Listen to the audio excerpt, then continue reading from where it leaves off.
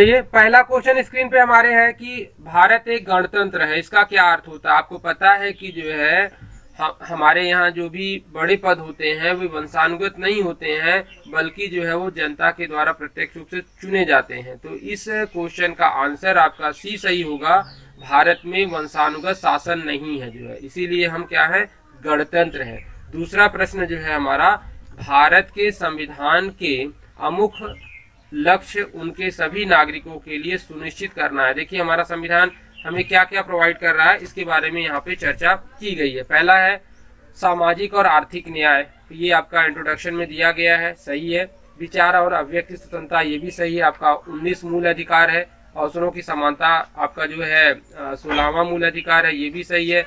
व्यक्ति की प्रतिष्ठा जो है ये भी सही है। तो इस तरह से दूसरे प्रश्न का आंसर आपका जो है डी हो जाएगा सही, इसमें सभी सही है। जो भारत, तीसरा क्वेश्चन है, भारत में लौकिक संप्रभुता है क्योंकि संविधान की प्रस्तावना आरंभ होती है जो है। तो इस प्रश्न का आंसर हो जाएगा आपका हम भारत के लोग जो है। आपने देखा होगा प्रस्तावना की पहली लाइन हम लोग लिखे भी हैं जो है, हम भारत के लोग सबसे शुरू होती है जो है। तो अंतिम रूप से सत्ता किसके पास होती है, जनता के पास होती है। तो 3 का आंसर डी सही है।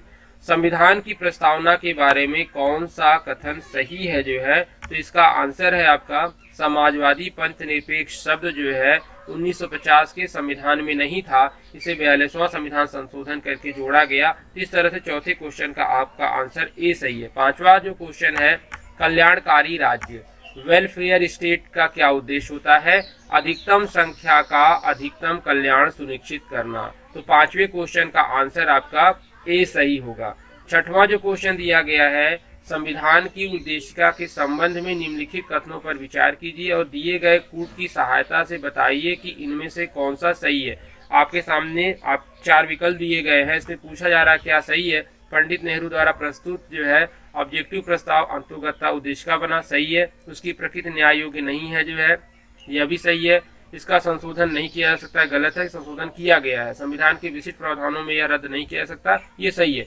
तो आपका बी आंसर सही है, पहला सही है, दूसरा सही है, तीसरा नहीं है, चौथा है जो है। तो 1, 2 और 4 जो है जो बी में दिया गया वही सही है। तीसरा उसके बाद जो 7वां क्वेश्चन है, भारत गणतंत्र की 26 नवंबर 1950 को सही संवैधानिक वस्तुस्थिति क्या थी जो है, जब संविधान भारत का लागू नहीं हुआ था। तो आपको पता होगा जो है उस समय हमारी स्थिति जो थी संपूर्ण प्रभुत्व संपन्न लोकतांत्रिक गणराज्य की हो चुकी थी जो है, ठीक है। तो इसका आंसर आपका सी सही होगा जो है। निम्नलिखित में से कौन सा सही है जो है, तो ये 8वां प्रश्न है, इसका उत्तर आपका सी होगा। सामाजिक समानता संविधान की प्रत्याभूत है जो है। 10वां प्रश्न है, भारत के संदर्भ में निम्नलिखित में से कौन सा धर्मनिरपेक्षता शब्द का सही भाव व्यक्त करता है जो है। इस क्वेश्चन में आपका जो आंसर दिया गया है वह आपका जो है डी है, क्योंकि आपको पता है कि धर्मनिरपेक्षता का अर्थ होता है भारत के राज्य का कोई धर्म नहीं है। ये हमने जब हम लोग फंडामेंटल राइट्स पढ़ रहे थे वहां बताए थे कि भारत का कोई धर्म नहीं होगा, लेकिन भारत में सभी धर्मों को समान अधिकार प्रदान किया गया है जो है। ये धार्मिक स्वतंत्रता हमारा फंडामेंटल राइट्स है। तो 9 ये आपका 9 का डी आंसर सही होगा। निम्नलिखित शब्दों में से कौन सा शब्द सन 1975 के भारतीय संविधान की प्रस्तावना में सम्मिलित नहीं था जो है, तो अखंडता, यहाँ पे डी आंसर सही होगा। आपको पता है कि समाजवाद, अखंडता और ये जो है 3 शब्द उस समय जोड़े गए थे जो है, तो इसका आंसर आपका डी सही होगा 10वें का। निम्नलिखित में से कौन सा शब्द भारत के संविधान की उद्देशिका में नहीं था जो है, तो देखिए यहाँ पे भी आपका पंथ निरपेक्ष शब्द दिया हुआ है, बी आंसर सही होगा इसमें, क्योंकि पंथ निरपेक्ष हो गया, अखंडता हो गया और उसके बाद समाजवादी, 3 शब्द जोड़ा गया था 1976 में 42वां संविधान संशोधन करके जो, बाकी सभी मूल संविधान में थे। निम्नलिखित में से किस वाद में उच्चतम न्यायालय ने धारणा प्रस्तुत की कि उद्देशिका संविधान का एक अंग है जो है, तो इस तरह से 12वें का आंसर सी होगा। मुंबई बनाम यूनियन बैंक ऑफ इंडिया का एक वाद आया था सुप्रीम कोर्ट में, उसी कोर्ट के तहत कहा गया था कि प्रस्तावना संविधान का एक भाग है और जरूरत पड़ने पर जो है इसके भाग से इससे जो है वह प्रश्न को सॉल्व किया जा सकता है, इसलिए प्रस्तावना को संविधान की कुंजी कहा जाता है, की ऑफ कॉन्स्टिट्यूशन। 13वां जो प्रश्न है, भारतीय संविधान की प्रस्तावना में भारत को किस रूप में घोषित किया गया है, तो इस तरह से 13 का आपका सी सही होगा, एक सार्वभौमिक समाजवादी पंथ निरपेक्ष प्रजातांत्रिक गणराज्य। तो 13वें प्रश्न का आंसर आपका सी सही है। निम्नलिखित में से कौन सा राज्य सबसे महत्वपूर्ण तत्व है जो है, आपको पता है कि राज्य का सबसे महत्वपूर्ण तत्व होता है संप्रभुता। 14 का सी आंसर सही है।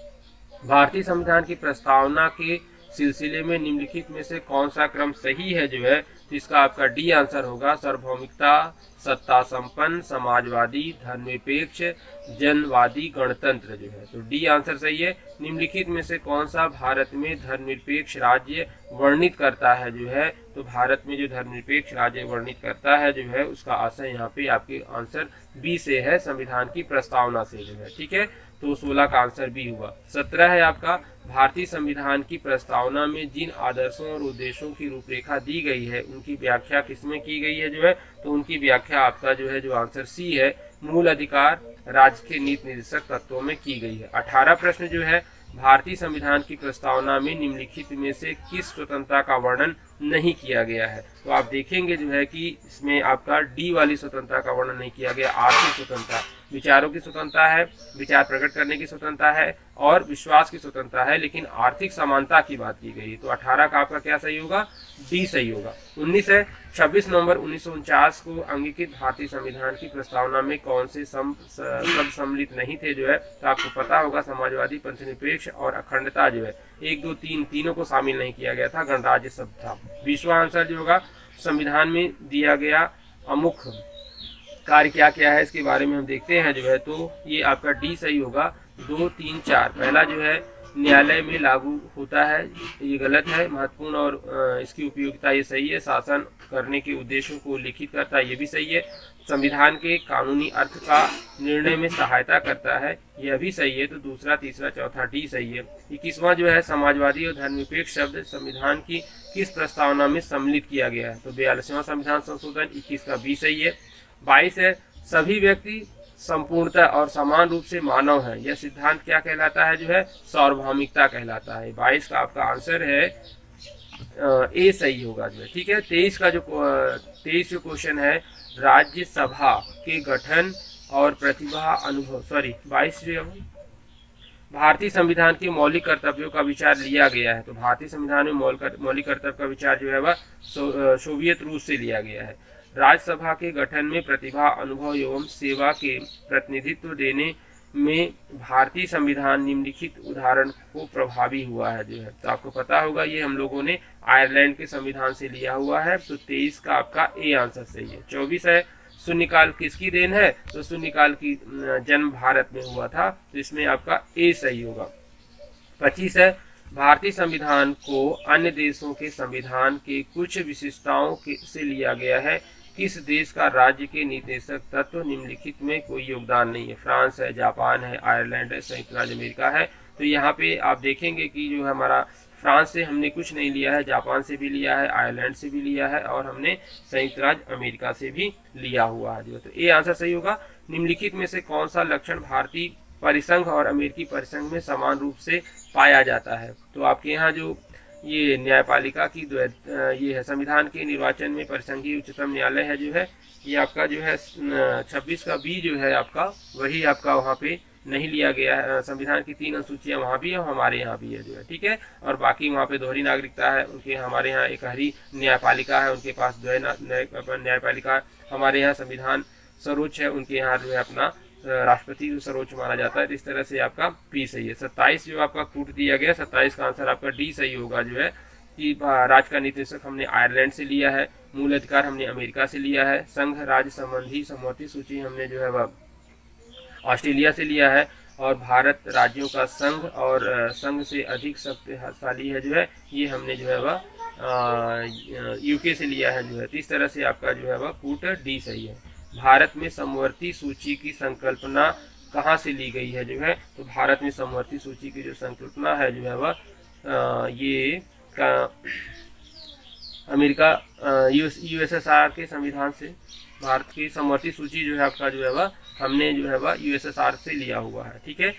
तो इस तरह से आपका 29 भी कूट दिया हुआ है यहाँ पे जो है। तो 29 कूट में देखिए क्या क्या है, बीच के शासन जो हमने दिया है, बीच शासन स्थापित प्रक्रिया है, तो ये आपका 29 का जो कूट होगा सी सही होगा। माने बीच का शासन हमने जापान से लिया है, बीच द्वारा स्थापित प्रक्रिया हमने जो है वह इंग्लैंड से लिया हुआ है, और राष्ट्रपति के विचारार्थ राज्यपाल के द्वारा जो विधेयक भेजा जाता है वह हमने जो है वह ये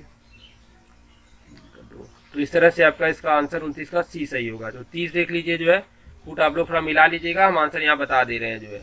अब यहाँ पे दिया मूल अधिकार आपका जो है संयुक्त राज्य अमेरिका हो गया, संसदीय शासन व्यवस्था ब्रिटेन से लिया गया, आपातकाल जर्मनी से लिया गया है, और राज्य का नीति निर्देशक तत्व जो है वह आयरलैंड से लिया गया है। तो 30 का आपका आंसर जो है डी सही होगा। लोकहित मुकदमे की संकल्पना का प्रारंभ सबसे पहले अमेरिका में हुआ था, ठीक है, तो ये आपका सी आंसर सही होगा। न्यायिक पुनर्लोकन भी आपका जो है अमेरिका और भारत दोनों देशों में है, तो इसका सी आंसर सही होगा, जबकि न्यायिक पुनर्लोकन हमने अमेरिका से लिया है और भारत दुनिया के 2 देशों में है। 33 जो क्वेश्चन है आपका, निम्नलिखित में से कौन सा कथन सत्य है जो है, तो आपके जो क्वेश्चन सत्य हैं जो है इसके बारे में आपका आंसर सी सही है जो है, कि सामूहिक उत्तरदायित्व जो है वह प्रणाली हमारे यहाँ लिया गया है। 33 में आपका दिया है फ्रांस की सरकार का संघीय प्रणाली जो है, संयुक्त राज्य अमेरिका की सरकार का संघीय प्रणाली है, भारत के शासन में संघीय और एकात्मक दोनों प्रकार की प्रणालियां हैं, और फ्रांस की सरकार में संघीय शासन प्रणाली है, तो इसका आंसर आपका सी सही होगा जो। 34 जो है, भारतीय संविधान संसदीय प्रणाली ब्रिटिश संसदीय प्रणाली की इस बात से भिन्न है, भारत में देखिए क्या है कि वास्तविक और नाममात्र 2 प्रकार की कार्यपालिका है, सामूहिक उत्तरदायित्व जो है आपका प्रणाली है, द्विसदनात्मक व्यवस्था है, न्यायिक पुनर्लोकन की प्रणाली है जो है, तो इस तरह से आपके जो 34 का आंसर होगा आपका ए होगा, वास्तविक और नाममात्र दोनों प्रकार की कार्यपालिका है जो है आपका। भारत की संघात्मक व्यवस्था निम्नलिखित में से किस देश से संबंधित है, तो भारत की संघात्मक व्यवस्था जो है वह किस देश से संबंधित है, कनाडा से संबंधित है, तो 35 का आपका ए आंसर सही होगा। और इस तरह 36 है, भारत में न्यायिक पुनर्निरीक्षण की संकल्पना निम्नलिखित देशों के संविधान से ली गई है, तो न्यायिक पुनर्निरीक्षण हमने अमेरिका से लिया है, 36 का हमारा बी आंसर सही है।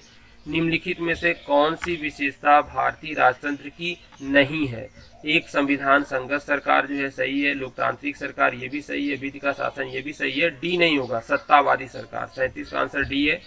भारतीय संविधान में बृहद होने का कारण क्या है, तो इसमें अनेक संविधानों का अनुभव समावित है, इसकी विस्तृत शासकीय प्रावधान है, यह बड़े देश के शासन से संबंधित है, यह संघ और राज्य सरकारों का संविधान है, तो इसमें आपका डी सही होगा, क्योंकि भारत में 28 राज्य हैं, 7 केंद्र शासित प्रदेश हैं जो है, इसके कारण जो भारत का संविधान काफी व्यापक है, भारत में बहुत सारे धर्मों के लोग रहते हैं जो है, इन सबको ध्यान में रखकर एक बृहद संविधान बनाया गया।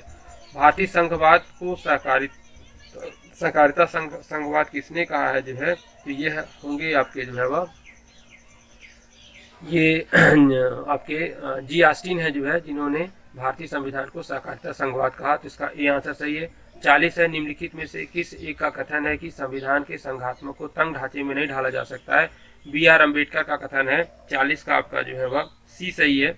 उसके बाद है, भारत में राजनीतिक व्यवस्था की मूलभूत लक्षण है, तो राजनीतिक व्यवस्था के मूलभूत लक्षण क्या है, यह एक लोकतांत्रिक गणतंत्र है, ये भी सही है, इसमें संस्थात्मक रूप से सरकार है, ये भी सही है, सर्वसत्ता भारत की जनता में निहित है, और यह एक एकीकृत शक्ति का प्रावधान करती है जो है, तो इस तरह से आप देखेंगे जो है यहाँ पे आंसर आपका बी सही होगा, 1 2 3 होगा, चौथा नहीं होगा, यह एक एकीकृत शक्ति का प्रावधान करती है, यहाँ पे शक्तियाँ सब में बटी हुई हैं।